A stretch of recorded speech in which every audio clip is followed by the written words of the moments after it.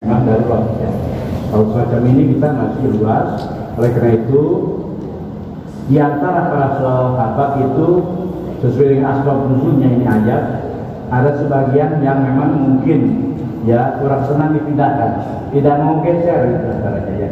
Oleh karena itu Allah memerintahkan kepada kita turunnya ayat ini surah Al-Mujadalah ayat 11 tadi bacakan yang 25, bahwa kita sama-sama untuk yaitu memberikan lapangan dalam majlis-majlis, memberikan tempat ruang kepada yang lain, dan kemudian apabila kita memberikan tempat ruang kepada yang lain, geser dan lain-lain, Allah Subhanahu wa Ta'ala akan memberikan keluasan lapangan nanti di alam surga. Ya nggak boleh, itu dalam fikih aturannya kita mengangkat tempat orang, kita duduk di tempat tersebut, itu yang nggak boleh. Dan kemudian juga Allah merintahkan kepada kita, kepada orang-orang yang beriman, untuk terus berdiri bangun menuju jalan yang kebaikan. Termasuk kita kumpul rutin malam Rebo di Masjid Agung Al-Mujana ini adalah yaitu sebagian daripada kita menjalankan merintahkan melaksanakan daripada surah Al-Mujadlah ayat 11, maka Allah Subhanahu wa Ta'ala langsung menjawab, yaitu akan mengangkat derajatnya orang-orang yang beriman, akan mengangkat derajatnya orang-orang yang berilmu, dan Allah Subhanahu wa Ta'ala Maha mengetahui yaitu termasuk apa yang yaitu telah kita kerjakan. Kemudian sabda Rasulullah SAW kaitan dengan fadilah ilmu para jamaah, bahwa amal yang paling afdal, amal yang paling utama ya di permukaan bumi ini adalah 3. Yang pertama thalabul ilmi, yang kedua adalah yaitu jihad fisabilillah. Jihad itu secara umum apabila ada kesempatan untuk berbuat jahat, kita tidak berbuat jahat, itu termasuk daripada yaitu adalah jihad. Kemudian juga termasuk kasab yang halal, karena orang yang thalabul ilmi, mencari ilmu itu adalah merupakan habibullah, kekasih Allah. Dan juga orang yang yaitu berjuang di jalan Allah adalah menjadi wali-wali Allah. Dan orang yang mencari kasab yang halal, itulah merupakan orang yang kepercayaan Allah, yaitu orang-orang yang beri bertakwa kepada Allah Subhanahu wa Ta'ala. Maka oleh karena itu menambahkan daripada yaitu firman Allah surah Al-Mujadlah ayat 11, kemudian juga sabda Rasulullah SAW kaitan dengan banyak amal, tidak ketinggalan Al-Imam Ibnu Mandur menjelaskan ya, tentang masalah pahala fadilah daripada yaitu ilmu. Di antaranya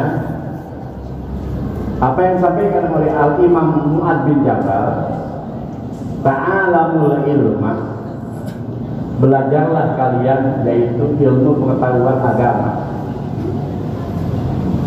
Fa inna ta'alumahu hasanatun, karena belajar ilmu agama itu merupakan kebaikan, merupakan hasanah. Wa talabahu ibadatun, dan mencari ilmu itu merupakan ibadah.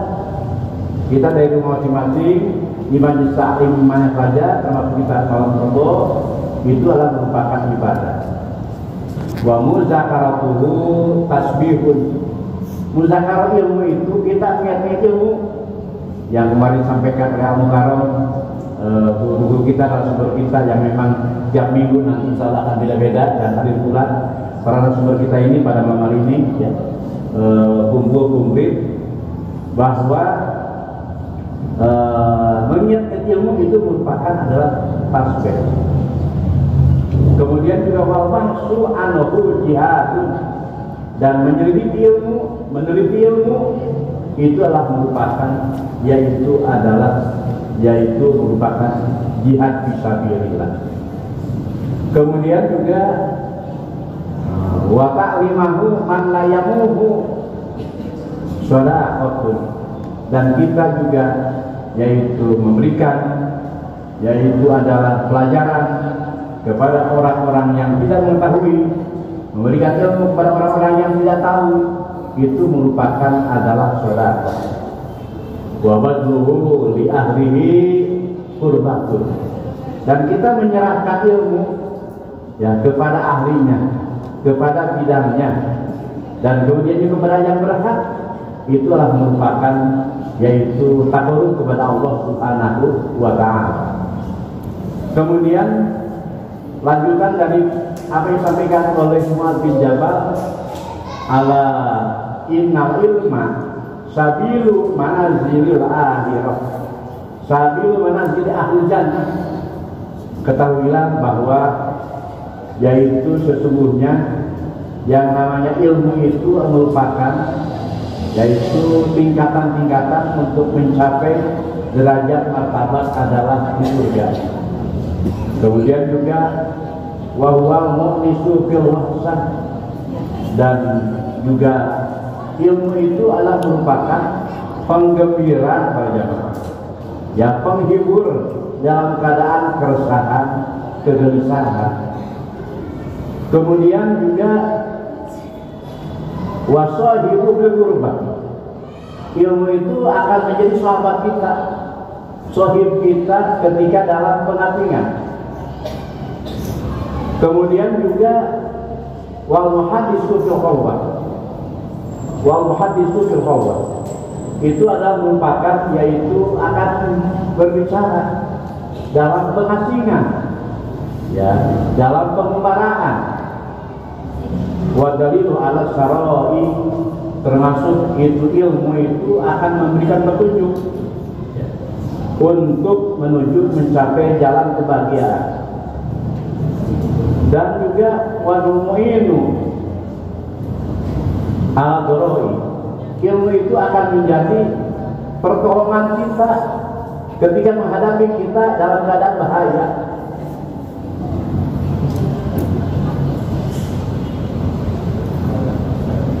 Wasaimu minal akhilai, dan ilmu itu merupakan perhiasan, ya, keindahan ketika dalam keadaan kita bergaul di mana saja.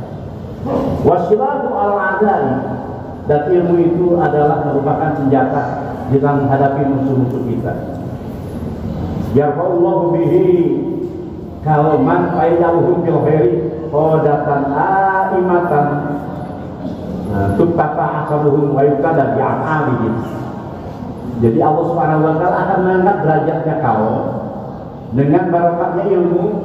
Allah jadikan menjadi penuntut iman dalam kebaikan, dan juga akan ditiru jejaknya, ayutada bi'amalihim, dan akan diikuti daripada segala perbuatannya. Itu barokah daripada ilmu. Wa tarbuhu malaikatu fi kullati malaikat akan senang bergaul, berkumpul dengan orang-orang yang berilmu. Wa bi ajnihatiha tamsahuhum, dengan sayap-sayapnya malaikat selalu mengiwas-iwaskan, mengusap-usapkan ke kita. Li'anal ilma, dan termasuk juga yaitu yang namanya ilmu itu wa yusolli alaihi kulrabbin wa yamisin, selalu bersolawat mendoakan, ya, kepada orang yang berilmu, berkah daripada ilmu, seluruh benda-benda yang basah maupun yang kering. Wahitanul bahri, termasuk ikan-ikan di lautan, itu juga sama, mendoakan kepada kita, kepada orang-orang yang berilmu. Dan juga yaitu wahwalul ardi, binatang-binatang serangga, binatang-binatang yang melata, memohonkan ampunan kepada kita. Kemudian juga ketika kita bertamasya di mana saja, semua wasibaul bahri wal bahri wal bahri, binatang-binatang buas, baik di darat maupun lautan, merasa berbahagia, bergembira, memohonkan ampunan, mendoakan kepada orang-orang yang selalu berilmu. Bahkan wal an'am, binatang-binatang ternak juga sama, memohonkan ampunan kepada orang-orang yang selalu berilmu. Li'anna ilma ayatul qulub minal jahli, karena ilmu itu akan menghidupkan hati kita dari kebodohan. Wa misbahul absari, ilmu itu para jamaah yaitu akan menjadi pelita dari kegelapan. Kemudian juga waqtul abdan minan nufi, barokah ilmu itu akan kuat dari badan kita dari kelemahan. Bahkan wa yablugu bil abdi manazil ahyar abdar, Dengan ilmu kita akan mencapai derajat akhir wal akhir, derajatnya orang-orang pilihan, derajatnya orang-orang yang baik. Wadul ula di dunia wal akhirah, dan akan berkah ilmu akan mencapai derajat kita yang tinggi di dunia wal akhirah. Wa tafakuru bihi ya'dilu bisyam. Kita bertafakur dengan ilmu, itu bandingannya ada dengan sama dengan puasa. Wa muzakatuhu ta'dilu bisyam. Muzakara ilmu, ya. Kemudian juga mengingat ilmu itu sama dengan buhar, ibadah malam. Wabihi tusul arham. Dengan berkah ilmu kita semuanya bisa silaturahmi atau silaturahim. Wabihi yusolul, wabihi yurabul halal wal haram. Dengan ilmu kita bisa mengetahui mana yang halal, mana yang haram, mengetahui yang halal dari yang haram. Wa huwa imamu wa amalu tabi'uhu. Ilmu itu iman. Wa amalu tabi'uhu, amal itu adalah merupakan pengikutnya. Dan termasuk juga wa yuhammuhu su'ada'u wa yuhammu asbiya'u. Berbahagialah, Allah akan berikan ilham ilmu orang-orang yang bahagia. Dan juga yaitu akan dihalangi, ya, orang-orang yang celaka tidak akan menerima daripada ilmu pengetahuan agama. Oleh karena itu mudah-mudahan dalam mukadimah ini tentang kajian ilmu meskipun sedikit ada manfaatnya, dan kita sama-sama untuk mudah-mudahan termasuk apa yang telah disampaikan firman Allah dan surah Mujadalah sabda Rasulullah, termasuk apa yang disampaikan oleh Mu'adz bin Jabal tentang pahala fadilah. Kita masuk dan tidak paket orang-orang yang akan diangkat derajatnya oleh Allah Subhanahu wa taala. Mudah-mudahan kita masuk paket orang yang beriman dan paket daripada orang-orang yang berilmu. Amin ya Allah ya rabbal alamin. Selanjutnya kali ini perjalanan kita akan masuki tentang masalah yaitu bab faraid ataupun yang namanya ilmu pembagian yaitu waris. Para jamaah, firqah mayit itu orang yang meninggal, ada firqahnya, ada juga bisa tidak ada firqahnya peninggalannya. Jadi jumlah yang berhubungan firqah mayit itu jumlahnya adalah ada 7. Di sini juga disimpulkan ada 5 dalam syarahnya anak.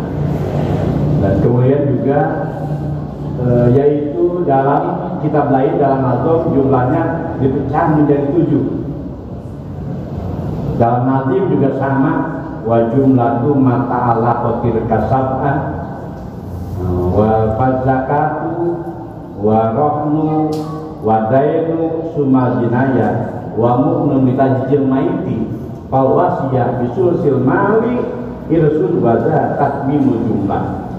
Jadi jumlah yang berhubungan dengan firqah mayit itu jumlahnya ada 7. Supaya kita bisa dipahami, kita pelan-pelan saja, tidak serta-merta langsung kita bagi waris.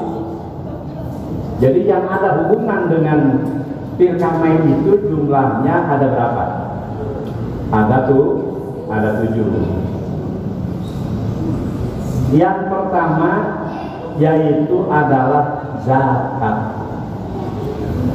Jadi ketika almarhum meninggal, dikontrol dulu, barangkali kalau di bulan Ramadan ataupun mungkin bulan Syawal, karena yang wajib zakat fitrah itu orang yang menemukan juz akhir daripada yaitu Ramadan dan termasuk juga juz awal daripada bulan Syawal, itu wajib zakat fitrah. Bisa ada orang yang makanya yang lahir yaitu sebelum malam takbiran ataupun sebelum maghrib malam takbiran, berarti tidak wajib zakat fitrah, karena orang bayi tersebut tidak menemukan juz akhir daripada yaitu bulan Ramadan dan juga awal daripada bulan Syawal. Kalau yang malam takbiran sudah otomatis menemukan, berarti wajib zakat fitrah. Atau mungkin almarhum sebelum membagi-bagikan harta kekayaannya, zakatnya, bisa saja meninggal, sudah disiapkan umpama ada komplit, ada 8 asnaf umpama, sudah dipisah-pisahkan, tetapi keburu meninggal. Ini firqahnya jangan digabungkan dengan warisan, nggak boleh. Ini harus memang kewajiban untuk mengeluarkan zakatnya. Jadi baik zakat mal maupun daripada yaitu zakat harta ataupun zakat fitrah itu. Jadi 2,5% daripada yaitu kalau memang perniagaan, ya dagang dan lain-lain, ada 10% dari hasil bumi seperti padi, gitu kan. Kemudian juga ada semacam harta karun gitu ya, itu 5%. Kalau tambang emas itu otomatis tidak ada awal. Begitu hasil 2,5%, 2,5% seperti kompor ya, itu namanya apa, tambang emas, tambang perak dan lain-lain. Itu yang pertama, itu zakat. Kemudian yang kedua yaitu namanya daenun, hutang. Hutang ini ada yang ada kaitan dengan masalah yaitu hakullah, ada hak adami. Almarhum ini banyak harta kekayaannya, tapi nggak sempat para jamaah melaksanakan ibadah haji, maka wajib untuk badal haji, amanah haji itu hutang kepada Allah Subhanahu wa Ta'ala. Ya. Jadi itu namanya hakullah. Ya. Belum melaksanakan ibadah haji. Jika yang sudah mampu, ya diniatkan dari sekarang, meskipun kita wajib ini panjang atau minimal kita sesuai dengan apa tarik ulurnya masalah istiqoah, ya bisa juga umroh dulu bisa. Ya. Tapi kewajiban hajinya itu memang belum gugur kalau belum dikeluarkan amanahnya ataupun badal haji ya. Variasi para jamaah, ada yang 10 juta, ada yang 12 juta, ada yang 15 juta. Kalau di Jakarta berapa itu badal haji? Badal haji, sudah mahal ya. Tergantung. Nanti juga di sana tergantung yang menjalankannya itu. 4 juta nggak dibutuhkan.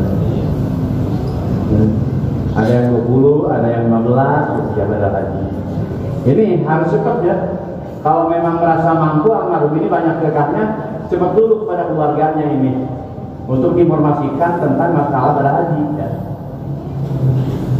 Kemudian dari itu yang kedua, yang ketiga adalah yaitu roknun, gadean, pinjam hutang, ya. Ada jaminan, itu namanya gadean. Mungkin firqah almarhum ini banyak, tapi sempat digadekan. Nah ini oleh ahli waris harus ditebus. Ya, gadean ini harus tebus.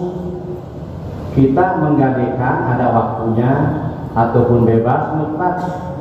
Kalau ditebus, jangan suka ditahan. Memang kewajiban untuk tebus. Dan jangan kita sama-sama dalam gadean. Kalau ini saya menggadekan barang, kalau tidak sekian bulan dia bisa tebus, sudah milik papa umpamanya, itu nggak boleh, karena kita menolong orang, ya. Yang bagusnya kalau motor saja, kita ganti motor, ya. Kita ambil BPKB-nya aja, motornya kan untuk ojek, untuk lain-lain, untuk dimankan, supaya nanti bisa bayar sama kita. Nanti kalau diambil sama kita motornya malah mati. Meskipun ada babnya tentang kita tradisi memanfaatkan gadean. Tapi kalau kita, apalagi motor kita banyak, kan isinya nolong, cuma ini jaminan saja. Kalau pada waktunya tidak bisa nebus, itu harus memang hak untuk dijual motornya, karena jaminan kan. Nanti setelah itu bukan dimiliki semuanya oleh kita. Berapa yang telah dijaminkan kepada kita? Bahwa 3 juta, motornya 10 juta, ya kita ngambil 3 juta. Yang 7 juta serahkan lagi kepada yang apa? Yang punyanya, itu yang masalah gadean. Harus terus dulu. Jangan lagi kita menggadekan barang atau menggadekan rumah. Ya Allah, mudah-mudahan ini rumah atau barang nggak bisa tebus supaya dimiliki oleh kita, nggak boleh. Gadian itu kita membantu orang, nolong orang, cuman ada jaminan. Meminjamkan uang ada jaminan. Itu yang keberapa itu? Yang keberapa? Yang ketiga. Kembali, yang pertama apa? Zakat. Yang kedua, hutang. Yang ketiga, yang keempat adalah jinayah. Apa namanya? Ya mungkin almarhum ini meninggalnya karena kaget, karena umpama waktu main bola ditendang, ya ditendang bukan bola, malah kakinya patah. Dibawa kemana itu patah? Gimana bagiannya? Ya. Nah itu melukai kan? Saking kaget-kagetnya almarhum meninggal. Tetap ini almarhum kena karena ada jenayah, melukai, harus membiayai ke rumah sakitnya, ya, ke Cimaleknya, ke patah tulangnya, harus dibiayai jenayah. Itu banyak, ataupun mungkin dengan cara yang lain, ya mungkin menceburkan orang sampai luka, ya, atau juga mungkin berantem dan lain-lain. Ini kalau sampai rumah sakit kita tirkanya apapun kena, ya. Makanya main bola itu main. Tapi kalau sudah main, jangan main-main. Terikat dengan aturan main. Apakah bola yang ditendang, apakah bentuk orang yang ditendang? Ini beda permasalahannya, ya. Jadi ada aturannya, main zolim mazlum itu, ya. Termasuk juga kita di mazhab kita harus ada aturan-aturan, ya, yang memang harus diterapkan dalam syariat, itu ya caranya, ya. Nah kemudian yang ke berapa itu? Yang ke berapa? Yang kelima, mu'natu litajihil main, biaya untuk mula syarat main. Ya, ini kita didahulukan, ini nggak apa-apa. Ya, susunan sistematik aja kan begitu. Tapi tetap ini karena ini yang masih penting didahulukan. Ya, fardu kifayahnya, pemulasaraannya, ya. Bahkan kita nanti di anak misalis sampai ada bab, yaitu pengajian di makom, pengajian di rumah, ya, mulasarah. Bila perlu kita juga sesuai dengan dari kebiasaan kita bayar fidyah juga, meskipun ada ikhtilaf, tetapi kita mengambil ada beberapa kaul yang dilaksanakan tentang masalah bab fidyahnya, kan. Jadi jangan sayang-sayang kalau ada, ya, itu diantaranya. Untuk karena kita kan dalam surat banyak pelanggaran. Bahkan di mazhab Hanafi kan wajib fidyah itu. Kalaupun tidak punya wajib pinjam. Itu mazhab Hanafi untuk fidyah, ya. Ya, likur sholatin mudah. Setiap sholat itu ada 1 mud, 1 liter, ya. Itu diantaranya.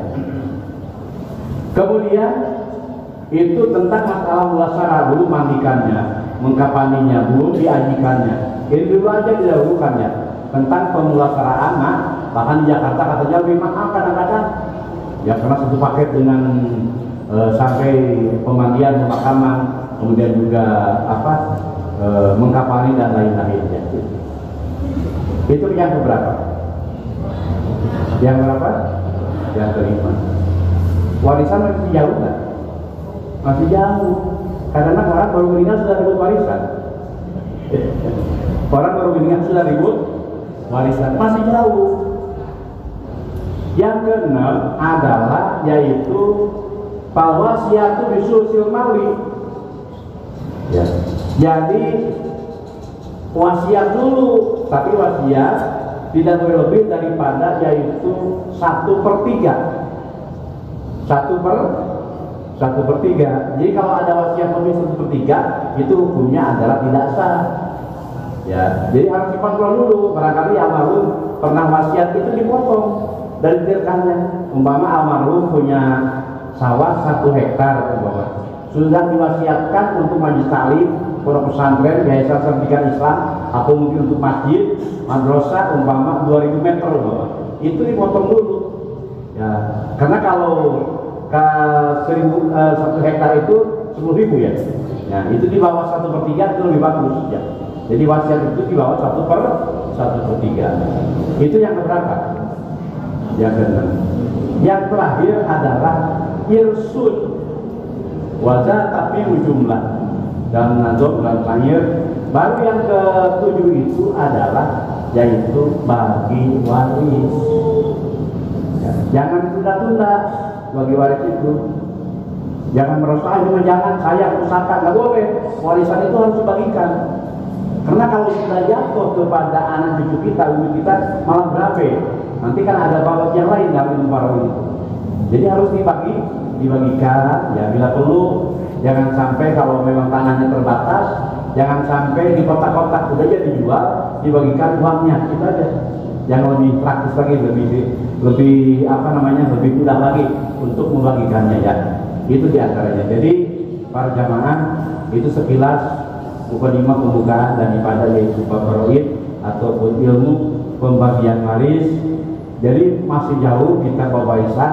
Kalau ada sisanya itu bagikan warisan hasil daripada yaitu penyelesaian sangkut paut almarhum. Bisa saja kan muklis besar pasak daripada pihak, jadi harta warisannya habis dengan utang dan lain-lain, itu bisa saja.